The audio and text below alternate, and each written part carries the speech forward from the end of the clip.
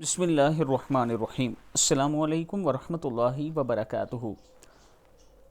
سونے سے پہلے یہ عمل ضرور کریں۔ نبی اکرم صلی اللہ علیہ وآلہ وسلم ہر رات جب بستر پر آرام فرماتے تو اپنی دونوں ہتھیلیوں کو ملا کر قل هو اللہ احد، قل اعوذ برب الفلق اور قل اعوذ برب الناس، تینوں صورتیں مکمل پڑھ کر ان پر پھونکتے اور پھر دونوں ہتھیلیوں کو جہاں تک ممکن ہوتا اپنے جسم پر پھیرتے تھے۔ پہلے سر اور چہرے پر ہاتھ پھیرتے اور سامنے کے بدن پر یہ عمل آپ صلی اللہ علیہ وآلہ وسلم 3 دفعہ کرتے تھے۔ صحیح بخاری کی حدیث ہے۔ اللہ تعالی ہم سب کو بھی اس پر عمل کرنے کی توفیق عطا فرمائے۔